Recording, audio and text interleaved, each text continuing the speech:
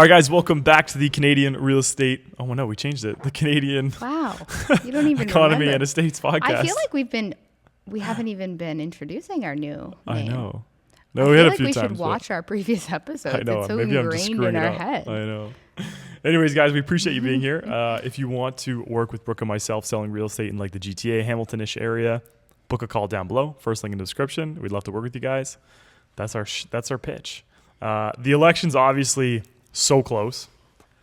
Cortez already voted. I did vote.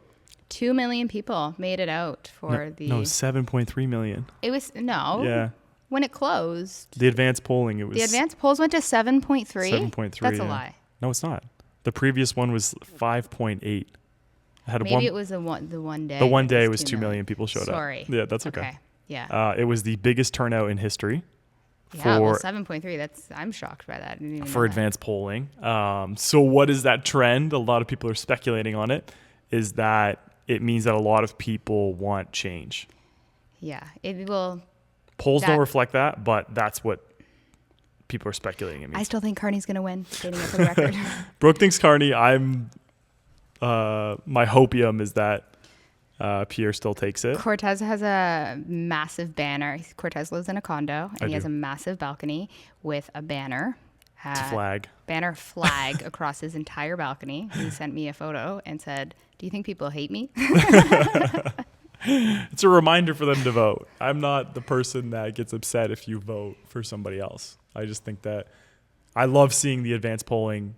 So many people are going because I just think it's like your democratic right to vote. Right. I also want to state that I don't support the Liberals and I will not be voting for Carney. I just think that unfortunately we will still be a liberal country. That's just my prediction. Obviously, we always have Bicker our little bets here and there. Yeah, we do. I just think that he is going to win. You think Carney's going to win? Well, anyways, let's keep it going here. So I think that a lot of young people are stepping up and coming out to vote. It's clearly just the older people versus the younger people at this point. Obviously, younger people are going both ways. But I think that let's start into the platform here. So what is Mark Carney's plan for housing? And then I'll go into Pierre's plan for housing next. So, sorry, guys. I had to stand up there for a sec. Oh, that's okay. Can you read the first one? Yeah, I'll read the first one here. So Mark Carney's housing plan. So obviously, as the election campaign is going on, everyone's coming out with their campaigns, what they're going to do. So Mark Carney's goal is to double housing construction to 4 million over 10 years. His key measures are accelerating construction, invest in modular and prefabricated housing technologies to speed up building times and reduce costs, workforce development, expand training and apprenticeship programs to grow the skilled trades workforce, regulatory reform, cut red tape by reducing fees, levies, and outdated zoning restrictions to lower building costs, first-time buyer support, cutting the GST for first-time buyers on homes under $1 million, and the affordable housing expansion, double nonprofit community housing, including co-op housing, and provide support for Indigenous housing initiatives. So, like, nothing bad in there. A few modular homes and prefabricated homes that I'm not concerned about. More just like, what does that look like? One thing that Carney wants to do, it seems that he wants to get the government more involved with house building homes. I don't know how that's ever worked in the future. Doesn't seem like it worked well. Like even the accelerator fund that none of these Trudeau had, things go really anywhere. The Liberals have always came out with a new term to describe how the government is going to help our housing market, and none of them have really gone anywhere. It's failed. It's failed. So, like we've said for a long time, incentivizing the private sector and making it profitable again for builders to start building themselves. I like how the codes in the States, for example, to put up a house in Florida, the code is just, the building code I'm referring to is so much different and can be done so much cheaper. Like so much cheaper to just put up a house. Yes, they don't have basements there. A lot of them don't. Sorry, not every house, but the building code's different, and it's not like you see those houses falling down or anything. I think that some of probably the most talented engineers actually live in the state. So for us to have all these, these codes, like I like the initiative with the mini split so that you don't need ductwork in your home. Like, how do we get houses put up for cheaper? Does it come down to costs and building code, where we could find different initiatives like these prefab? So I do like that part in the Liberal campaign policies and campaign. But I think that's a lot to do with it too, because the cost of everything to meet code for private sector builders, it's just too much. There's no profit. Yeah, you have to kind of look at this too. It's like cut red tape and reducing fees and levies and outdated zoning restrictions. Pierre's been, to give him credit, he's been on that since we started this podcast, right? Like, he's been talking about, let's get out of the way and incentivize people to build. So let's go on Pierre's and the Conservative parties. I want to read it. Yeah, you want to read like the Conservative policies. So it's the second one there. Put the housing emoji. Performance-based funding. Actually, before I read this, I do want to note the debate. I found that Pierre didn't do as good of a job as I thought he could have. So let me ask you this question. So we know Pierre as that attack dog, the bulldog. Yeah. He had to, I think his team said, you need to tone it down, because like we're a fan of black and white. I think you and I like transparency, but a lot of people don't know Pierre like we know Pierre because they haven't watched him for a long time. So what I think they said to him was, you can't be Trumpian. Is that a new word? Style. Okay. And you had to kind of pull back where you're more, you seem more prime ministerial. So like a lot of people were actually giving him credit for what he did, but I do like the Pierre that you're talking about. Yeah. I like the attack dog. I like the guy who's standing up for people. So he did tone it down for sure, but it was almost redundant. Like, we need change, the Liberals this, but I wanted him to go more into these specific things and be like the one I've seen and I follow for a little bit. So I was like, where did you kind of got lost a little bit there? And Carney does have Riz. Like, I think he did well. I think the security question that he had, security clearance one, was a stupid question to ask, because Pierre was ready for that one, like white on rice. So Pierre didn't get his security clearance. Like, he's had it in the past. Oh, I see. But he didn't get it because if he got it, then anything that the Liberals told him in terms of foreign interference, he's not allowed to speak about publicly. Right. So one of the members in the Liberal Party, he said that there was a bounty on a conservative, or like something with a conservative member who spoke openly about Beijing, and that Beijing saying that, and basically Beijing said, if you bring this guy to an embassy and get him arrested, then you'll get a fee of $1 million. And the Liberal Party candidate said, someone should bring him there so he gets arrested and out of my riding. So Pierre so in a sense, that's kind of foreign interference. Okay. So Pierre's not allowed to speak about that if he gets his security clearance. Right. Huh. Okay. Well, that's an interesting side note to that part of the debate. But all in all, I do think Carney beat him in the debate. I'm sorry. I did. I watched it with my dad. I do. However, that doesn't mean I'm going to vote for him. Some people perform better in a debate style.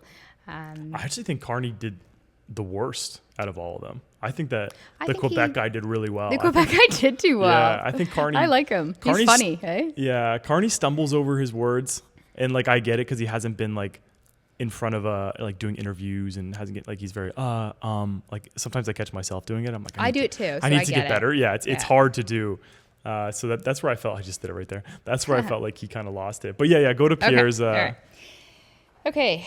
The Conservative Party key measures: performance-based funding, require municipalities to increase home building by 15% annually to maintain federal infrastructure funding, and offer bonuses for exceeding targets. Interesting. I would like to dive more into that afterwards.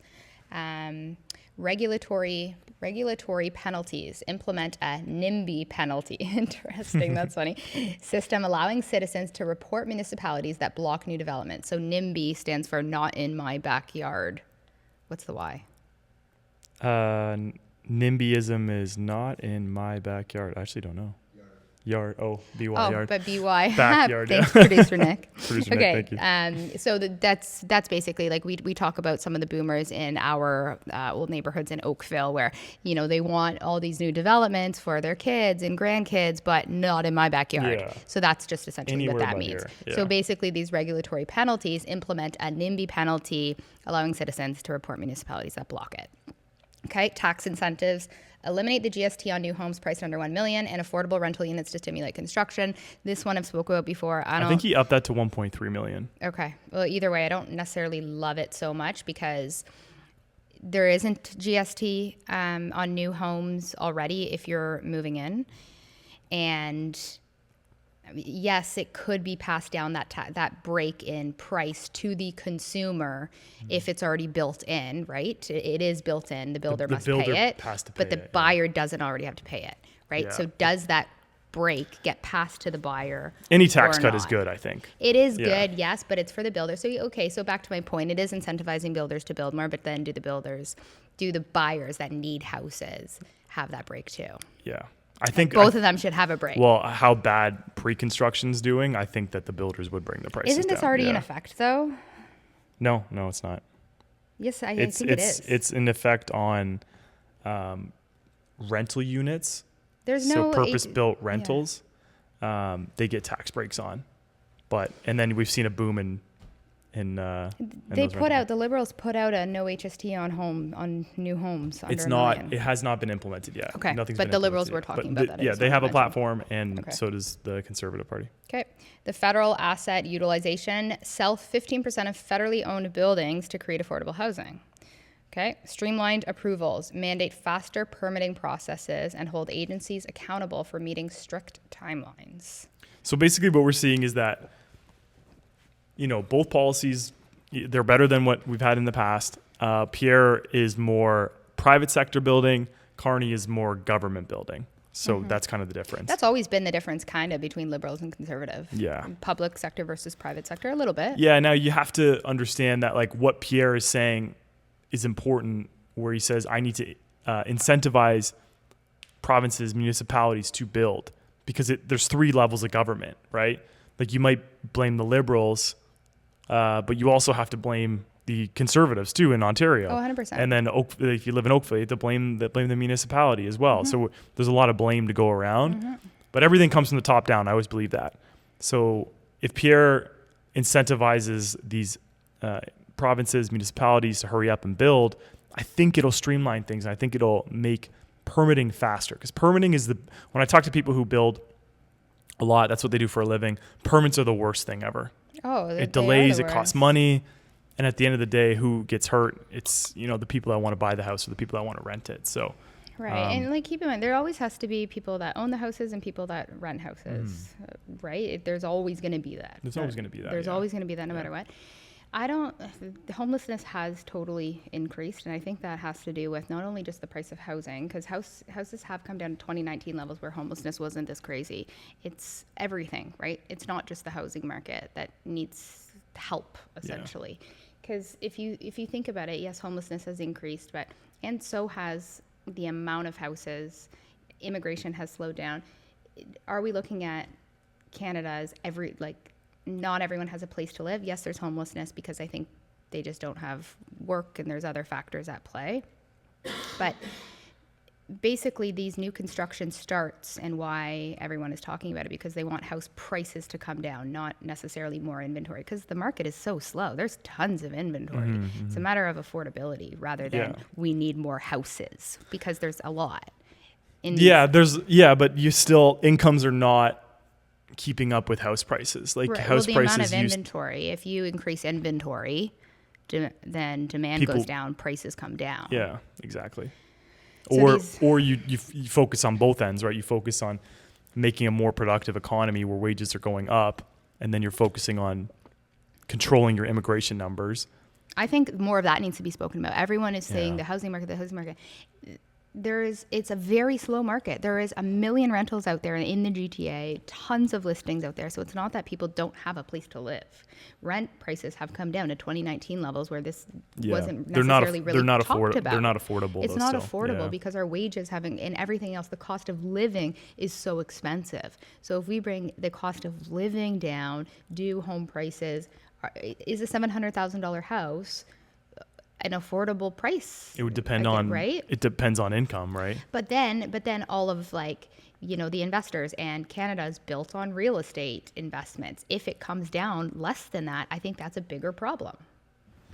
People will lose their wealth. I think that's a bigger problem. I think there'll always be renters and always be people that own the houses, and there needs to be that difference. It's how an economy goes, right? Consumers and sellers, et cetera. Yeah.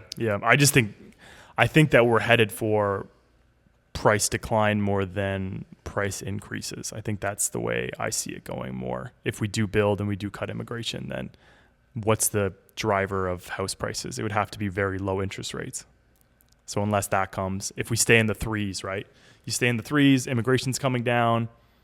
Investors, their numbers aren't working anymore. But that's also a bad thing too, because then we're going to lose investors in the real estate market in Canada as well. We've already lost investors. Yeah, but we want them back.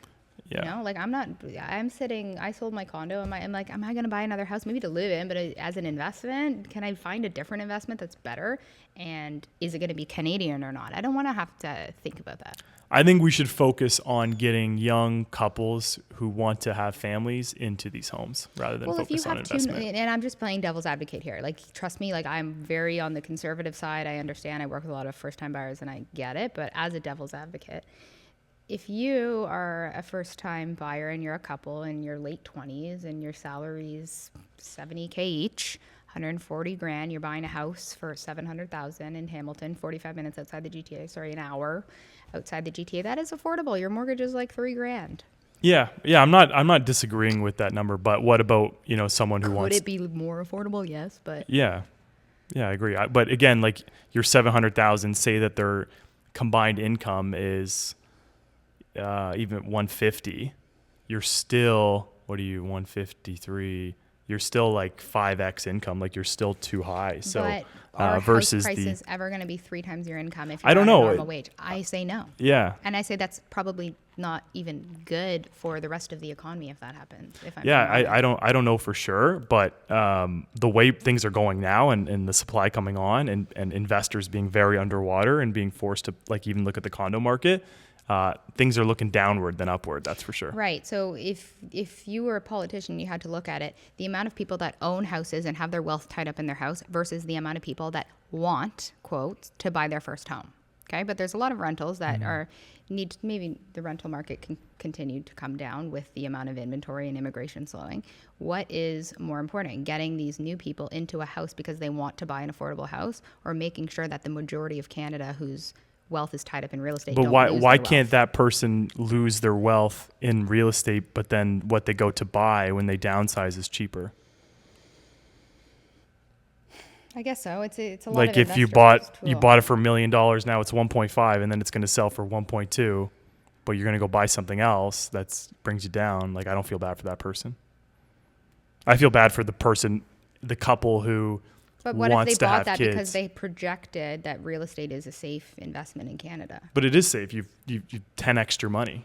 True. Well, we're talking about boomers. I mean, what about our age group I've bought 3 houses in the past couple of years? Yeah, I don't think if those went down, then I'm screwed, right? Of course I want my first. But I'm just saying, people won't feel bad for you because you own 3 houses. You know what I mean? They're going to feel bad for the person and the votes they're looking for are from young couples. Again, I want to say I'm playing devil's advocate I know you here. are. I am very much not in. You're not going to get any sympathy if you walk into a room. And I'm not asking for sympathy because I want to play both sides of the coin here because I want people to feel educated. Because with one, exciting, home prices are affordable now, there always is another side to it that it's a balancing act for sure. Yeah. And I don't think that Canada or whoever becomes in power is going to let people lose mass amounts of wealth. I don't think it's going to go down to 2015 prices at all, but we'll see what happens. I just don't see where all this money's going to come from if our economy's GDP is so bad. We can't. It's so bad. We can't just keep trading houses to one another. So, anyways, let's go on to what do we got here? Mark Carney so everyone's budget came out. So like what they intend on doing with where they're going to spend money, etc. So I'll read Carney's and then maybe you want to read Pierre's. So Carney and the Liberal Party, their fiscal strategy aims to balance the federal operating budget within 3 years by reducing government spending growth by 9% to 2% without cutting transfers to provinces or individuals. Introduces a separation between operating and capital budgets to facilitate long-term investments in infrastructure. So defense, they want to put $30 billion into the military and hit that 2% target for NATO. They plan to remove interprovincial trade barriers and expand international trade ties to counterbalance the U.S. tariffs. Tax policy committed to personal tax cuts, leveraging savings from reduced operating spending to allow Canadians to retain more of their income. It sounds like... So when I looked at the budget, I think that the budget's not going to decrease a lot. He's actually going to spend, but he said he's going to invest the money. But the budget's still going to be, by the time he finishes government, it'll still be over that $40 billion that Chrystia Freeland had. Remember, there was like the safeguard, the $40 billion, and then it went to 62 or something. It's still going to be over that target. But I mean, it definitely, the policy definitely sounds, tax cuts, it sounds more conservative than liberal. Spending more on military, stuff like that. So we'll see what happens there. But I know there's a lot of people critical of both budgets. But I think people are critical of everything right now. I know it's like touching glass. But yeah, you want to read Pierre's next? The fiscal strategy. Yeah. That what we're on? Okay. Advocates for a pay-as-you-go law mandating that any new government spending be offset by equivalent savings elsewhere, aiming to reduce the current deficit of $55.73 billion. Okay. So remember that Pierre has to go into power with a deficit. He didn't create it, but he has to inherit it if he wins. Tough. Is there any country that doesn't have a deficit? Is that even? Yeah. I mean, the States is so bad. It's insane. Isn't theirs in the trillion? There's in the trillions. I think Switzerland has a good one. France is terrible. I know that. Canada's was balanced. It was always known for being the balanced budget. Had a surplus when Harper left. It's pretty crazy to think. COVID happened too, so that was a time to print a lot of money. But also Stephen Harper went through the great financial crisis as well. He had to print a lot of money then. Well, if we increase our GDP per capita, like if we stimulate the economy a little bit more, like to make, like if you think about ours at 55 billion compared to the States at however much trillions, to make 55 billion extra dollars is not hard if we tap into our resources. That is easy money for Canada. Oil and we can balance liquefied the budget natural gas. Yeah, I agree. Okay, spending cuts. Plans to cut bureaucracy, eliminate what he terms wasteful foreign aid, reduce corporate welfare, and streamline military procurement processes. Proposes defunding the CBC and canceling the federal buyback program for certain firearms. A lot of that would get me to on the conservative side. For sure. I think that the CBC is so toxic. Like, I don't think a government should ever fund media. I think that's crazy. It's ridiculous. I think it's wrong. Like, that policy alone is... I used to watch the CBC because they had some pretty good people on there. And they were like good with like going after Trudeau, and it was like a good left kind of. It was good for me to watch because I always watch all these creators. And now it's just everything to get Carney elected. Anything to get. Ridiculous. They'll lie, cheat, and steal. The media is They'll say toxic. that Pierre is going to get rid of abortions, which he said 100,000 times he's not going to do. Like I can't even watch it anymore. It's terrible. So that alone, guys, to think about that, honestly, is. Like our media has been shielded, and it's almost like a propaganda with the government having control over it and not allowing us to see certain Instagram. Like it's quite crazy. You if can't you even read share into it. Articles. You can't. Yeah, you can't even. It's comparable to Korea, but I won't say the first. So part this policy alone, if you weren't familiar, is something to look into if you're on the fence between being liberal and conservative. Yeah. And this would get me. For sure. If I wasn't already supportive. Yeah. Okay, tax policy. Intends to lower income taxes, eliminate the carbon tax, and remove the GST on new homes to make housing more affordable. Pledges to reverse recent capital gains tax changes and redirect federal tax revenues from resource projects directly to First Nation communities. Love that. Okay. Housing and infrastructure aims to increase affordable housing by removing regulatory barriers, freeing up land, and accelerating building permits. That's everything there. And that's it. Okay. So it's basically just he's going to cut spending like a lot of money on, the government spends a lot of money on consultants. He's going to cut that. Foreign aid he's going to cut. And just, the carbon tax, getting rid of that fully, I think is really important. And just getting our resources going. I think that's so important. I do believe that they're not saying that we're going to cut foreign aid completely. I do think there's a humanity aspect to helping other countries. Like there is, like we're human at the end of the day, and to be like, no, we need our money for ourselves. I don't love that approach. So it's not that we're cutting foreign aid at all. It's reducing it because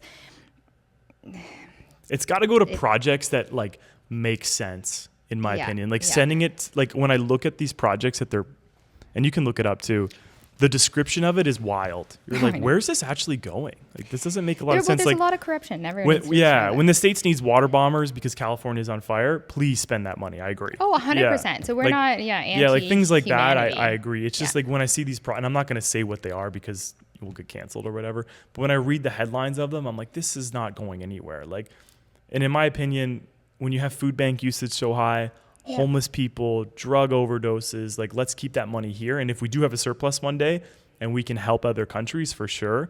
But to me, foreign aid feels like it should be a charity. If your country is on fire, we are going to help you because we are human. Exactly. But if it's like these trends of, right?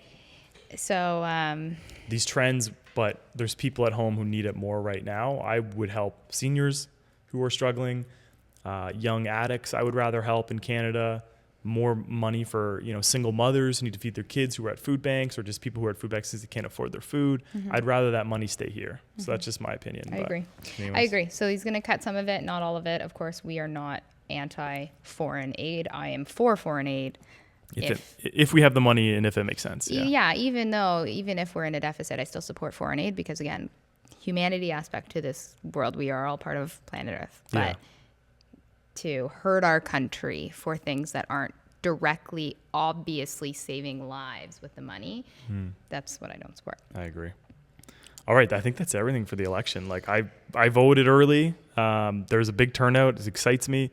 A lot of young people are conservative. It seems like a lot of old people are boomers against the millennials. Yeah, the boomers against the millennials and the younger generation.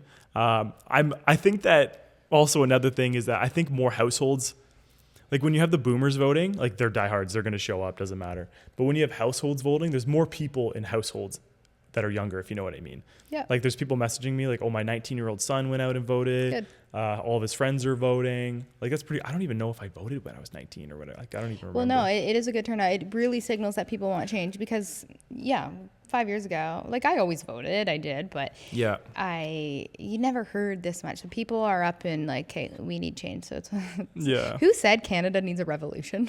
I don't keep even hearing know. That Canada needs a revolution. But we'll see what happens. Like I think that I think it'll be like a good hopefully chapter that we can turn. What's our population right now? 40 million. Yeah, 40, but it's like I think the voting population is like high 20 million because obviously there's kids and stuff. So there's almost 50% that have voted if we're at 7.3. No, I think it's like 1/4 of our population that can vote have voted already. Okay, never mind, 25%. Yeah, 25%. Keep voting, everybody. Yeah, keep voting. It's going to be April 28th. 5 more days. Like stand in line. Like I know it's going to suck, but if the line's there, you miss the advanced voting. Kids. Yeah, do it for your future. And dive into the policies. Like these are just Brooke and I's analysis of it, and I'm excited to not talk about it anymore, honestly. Yeah, we've very much turned into a political podcast. We are realtors, though. Yeah, we are realtors. It just houses are politics and policies affect the housing market. It does. So we have to talk about it. And if you disagree with what I have to say, that's okay. And I won't be nasty to you if you don't be nasty to me. Unfortunately, the Instagram comments are very nasty right now. Oh, are they mean to me? I don't read them. Not so much. I wouldn't say you, more me, because we had that one video go viral where I talked about the lost decade. Yeah, people trying to play. People get mad at you for what they say. People tell me that. And I never even said anything about liberal. I didn't say I just said we had a lost decade. People assume. Yeah, people assume that I was talking about the liberals, but in which I was. But well, anyways, that's a wrap. We appreciate you guys so much. We are going to be back on next week after the election. We'll have the election winner, and we'll talk about it. And hopefully, I'll be in a good mood. I'm still betting Carney. I hope I'm wrong. You bet Kamala, and I bet Trump. Yeah, I didn't think Trump would take a second presidency, and he blew her out of the water. I was wrong. You had to mention that, eh? What? You just had to mention that. I'm hoping to go 2-0. I'd rather have been wrong about the first one and been right about Pierre, but we'll see what happens. No, I get it. Anyways, guys, thanks for watching. Like, subscribe, all the good stuff. If you're on Spotify, leave us a review. We appreciate you. We'll see you next week. Love ya. Bye.